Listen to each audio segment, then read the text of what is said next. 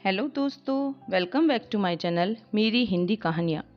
दोस्तों, आज की कहानी है सयानी बुआ, जिसके लेखक हैं मनु भंडारी जी। मगर कहानी शुरू करने से पहले अगर आपने चैनल को अब तक सब्सक्राइब नहीं किया है तो प्लीज़ चैनल को सब्सक्राइब जरूर कर दें और बेल आइकन को प्रेस करना ना भूलें। तो आइए शुरू करते हैं कहानी सयानी बुआ। सब पर मानो बुआ जी का व्यक्तित्व हावी है। सारा काम वहाँ इतनी व्यवस्था से होता जैसे सब मशीनें हों, जो कायदे में बंदी बिना रुकावट अपना काम किए चली जा रही हैं। ठीक 5 बजे सब लोग उठ जाते, फिर 1 घंटा बाहर मैदान में टहलना होता। उसके बाद चाय दूध होता। उसके बाद अन्नू को पढ़ने के लिए बैठना होता। भाई साहब भी तब अखबार और ऑफिस की फाइलें आदि देखा करते। 9 बजते ही नहाना शुरू होता। जो कपड़े बुआ जी निकाल दे वही पहनने होते। फिर कायदे से आकर मैच पर बैठ जाओ और खाकर काम पर जाओ। सयानी बुआ का नाम वास्तव में ही सयानी था या उनके सयानेपन को देखकर लोग उन्हें सयानी कहने लगे थे, सो तो मैं आज भी नहीं जानती। पर इतना अवश्य कहूंगी कि जिसने भी उनका यह नाम रखा वह नामकरण विद्या का अवश्य पारखी रहा होगा। बचपन में ही वे समय की जितनी पावन थी, अपना सामान संभाल कर रखने में जितनी पटु थी और व्यवस्था की जितना कायल थी, उसे देखकर चकित हो जाना पड़ता था। कहते हैं जो पेंसिल वे एक बार खरीदती थी वह जब तक इतनी छोटी न हो जाती कि उनकी पकड़ में भी न आए तब तक उससे काम लेती थी। क्या मजाल कि वह कभी खो जाए या बार बार नोक टूटकर समय से पहले ही समाप्त हो जाए। जो रबर उन्होंने चौथी कक्षा में खरीदी थी उसे 9वीं कक्षा में आकर समाप्त किया। उम्र के साथ साथ उनकी आवश्यकता से अधिक चतुराई भी प्रौढ़ता धारण करती गई और फिर बुआ जी के जीवन में इतनी अधिक घुल मिल गई कि उसे अलग करके बुआ जी की कल्पना ही नहीं की जा सकती थी। उनकी एक एक बात पिताजी हम लोगों के सामने उदाहरण के रूप में रखते थे, जिसे सुनकर हम सभी खैर मनाया करते थे कि भगवान करे वे ससुराल में ही रहा करे, वरना हम जैसे अस्त व्यस्त और अव्यवस्थित जनों का तो जीना ही हराम हो जाएगा। ऐसे ही सयानी बुआ के पास जाकर पढ़ने का प्रस्ताव जब मेरे सामने रखा गया तो कल्पना कीजिए मुझ पर क्या बीती होगी। मैंने साफ इनकार कर दिया कि मुझे आगे पढ़ना ही नहीं। पर पिताजी मेरी पढ़ाई के विषय में इतने सतर्क थे कि उन्होंने समझाकर, डांटकर और प्यार दुलार से मुझे राजी कर लिया। सच में राजी तो क्या कर लिया, समझिए अपनी इच्छा पूरी करने के लिए बाध्य कर दिया। और भगवान का नाम गुहारते गुहारते मैंने घर से विदा ली और उनके यहाँ पहुंची।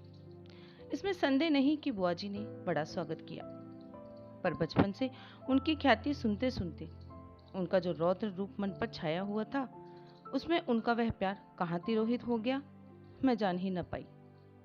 हाँ, बुआ जी के पति, जिन्हें हम भाई साहब कहते थे, बहुत ही अच्छे स्वभाव के व्यक्ति थे और सबसे अच्छा कोई घर में लगा तो उनकी 5 वर्ष की पुत्री अन्नू।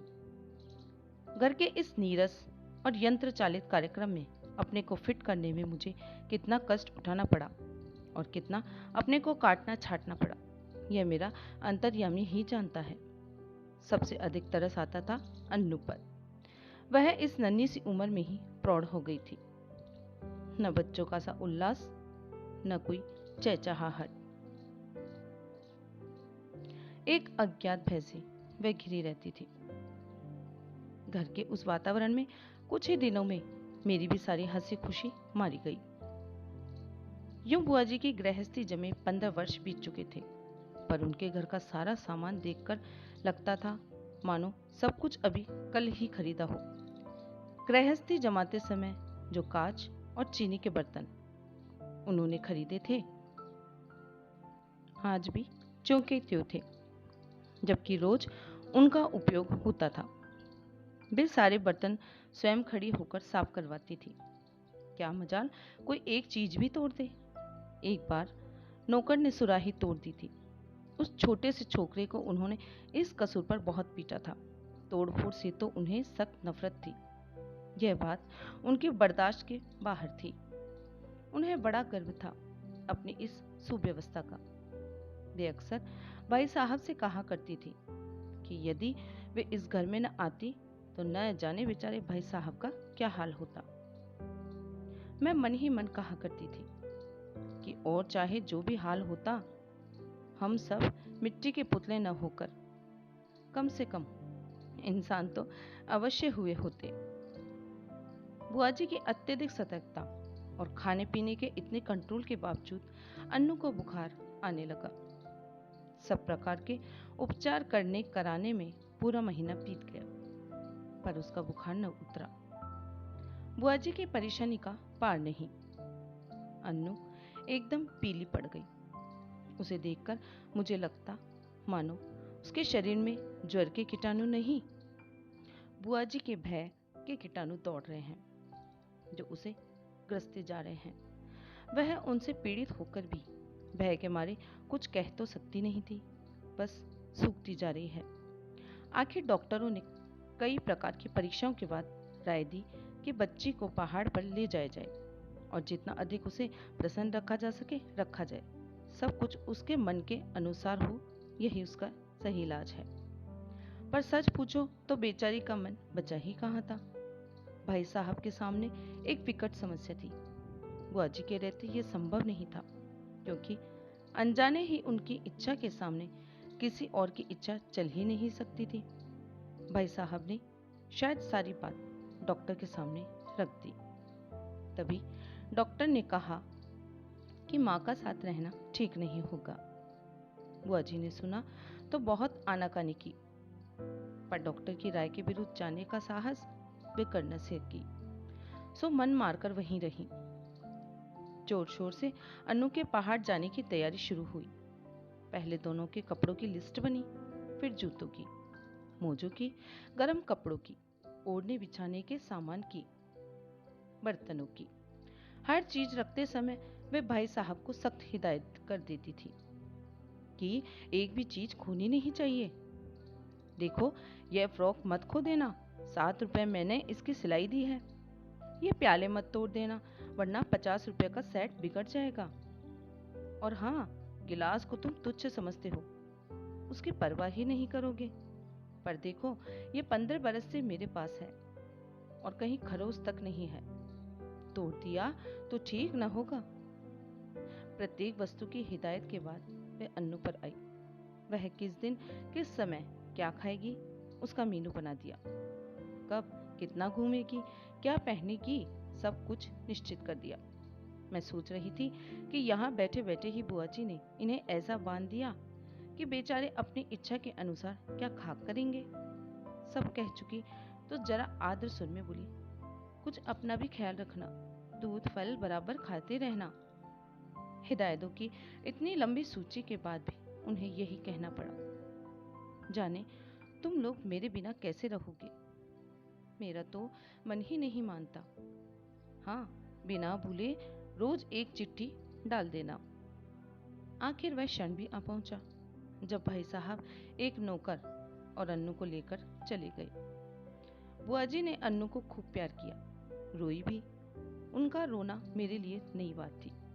उसी दिन पहली बार लगा कि उनकी भयंकर कठोरता में कहीं कोमलता भी छिपी है। जब तक तांगा दिखाई देता रहा, वे उसे देखती रही। उसके बाद कुछ क्षण निर्जीव सी होकर पड़ी रही, पर दूसरे ही दिन सिर्फ घर फिर वैसे ही चलने लगा। भाई साहब का पत्र रोज आता था, जिसमें अन्नू की तबीयत के समाचार रहते थे। बुआ जी भी रोज एक पत्र लिखती थी, जिसमें अपनी उन मौखिक हिदायतों को लिखित रूप से दोहरा दिया करती थी।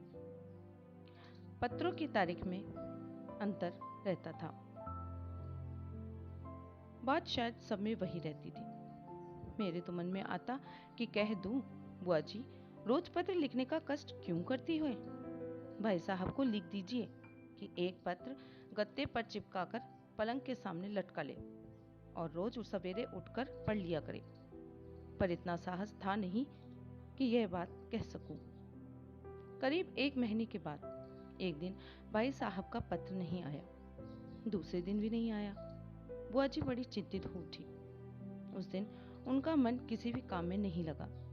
घर की कसी कसाई व्यवस्था कुछ शिथिल सी मालूम होने लगी। तीसरा दिन भी निकल गया। अब तो बुआ जी की चिंता का पार नहीं रहा। रात को वे मेरे कमरे में आकर सोई। पर सारी रात दुख स्वप्न देखती रही और रोती रही, मानो उनका वर्षों से जमा हुआ नारित्व पिघल पड़ा था और अपने पूरे वेग के साथ बह रहा था। वे बार बार कहती कि उन्होंने स्वप्न में देखा है कि भाई साहब अकेले चले आ रहे हैं, अन्नू साथ नहीं है और उनकी आंखें भी लाल है और वे फूट फूट कर रो पड़ती। मैं तरह तरह से उन्हें आश्वासन देती, पर बस वे तो कुछ सुन ही नहीं रही थी। मेरा मन भी कुछ अन्नू के ख्याल से, कुछ बुआ जी की यह दशा देखकर बड़ा दुखी हो रहा था। तभी नौकर ने भाई साहब का पत्र लाकर दिया। बड़ी व्यग्रता के से कांपते हाथों से उन्होंने उसे खोला और पढ़ने लगी। मैं भी सांस रोककर बुआ जी के मुंह की ओर देख रही थी कि एकाएक पत्र फेंककर सिर पीटती बुआ जी चीख कर रो पड़ी। मैं दख रह गई। आगे कुछ सोचने का साहस ही नहीं होता था। आंखों के आगे अन्नू की भूली सी नन्ही सी तस्वीर घूम गई। तो क्या अब अन्नू सचमुच ही संसार में नहीं है? ये सब कैसे हो गया? मैंने साहस करके भाई साहब का पत्र उठाया। लिखा था, प्रिय सयानी, समझ में नहीं आता किस प्रकार तुम्हें यह पत्र लिखूं, किस मुंह से तुम्हें यह दुखद समाचार सुनाऊं। फिर भी रानी, तुम इस चोट को धैर्यपूर्वक सह लेना। जीवन में दुख की घड़ियां भी आती है और उन्हें साहसपूर्वक सहने में ही जीवन की महानता है। यह संसार नश्वर है। जो बना है वह एक न एक दिन मिटेगा ही। शायद इस तथ्य को सामने रखकर हमारे यहाँ कहा है कि संसार की माया से मोह रखना दुख का मूल है। तुम्हारी इतनी हिदायतों के और अपनी सारी सतर्कता के बावजूद मैं उसे नहीं बचा सका। इसे अपने दुर्भाग्य के अतिरिक्त और क्या कहें। यह सब कुछ मेरे ही हाथों होना था। आंसू भरी आंखों के कारण शब्दों का रूप अस्पष्ट से अस्पष्टतर होता जा रहा था और मेरे हाथ कांप रहे थे। अपने जीवन में यह पहला अवसर था जब मैं इस प्रकार किसी की मृत्यु का समाचार पढ़ रही थी। मेरी आंखें शब्दों को पार करती हुई जल्दी जल्दी पत्र के अंतिम हिस्से पर जा पड़ी। धैर्य रखना मेरी रानी, जो कुछ हुआ उसे सहने की और भूलने की कोशिश करना। कल 4 बजे तुम्हारे 50 रुपए वाले सेठ के दोनों प्याले मेरे हाथ से गिरकर टूट गए। अन्नू अच्छी है। शीघ्र ही हम लोग रवाना होने वाले हैं। 1 मिनट तक मैं हतबुद्धि से खड़ी रही। समझ ही नहीं पाई ये क्या से क्या हो गया। यह दूसरा सदमा था। जो ही कुछ समझी मैं जोर से हंस पड़ी। किस प्रकार मैंने बुआ जी के सत्य से अवगत कराया वह सब मैं कोशिश करके भी नहीं लिख सकूंगी, पर वास्तविकता जानकर बुआ जी भी रोते रोते हंस पड़ी। 5 आने की सुराही तोड़ देने पर नौकर को बुरी तरह पीटने वाली बुआ जी 50 रुपए वाले सेट के प्याले टूट जाने पर भी हंस रही थी। दिल खोलकर हंस रही थी, मानो उन्हें स्वर्ग की निधि मिल गई हो। दोस्तों, आप सुन रहे थे मनु भंडारी जी के द्वारा लिखी गई कहानी सयानी बुआ। दोस्तों, अगर आपको कहानी अच्छी लगी तो प्लीज मेरे चैनल मेरी हिंदी कहानियों को लाइक, शेयर एंड सब्सक्राइब जरूर करें और बेल आइकन को प्रेस करना न भूलें, जिससे मेरे आने वाले सभी लेटेस्ट वीडियो आप तक पहले पहुंच सके। और कहानी कैसी लगी कमेंट करके जरूर बताएं। धन्यवाद।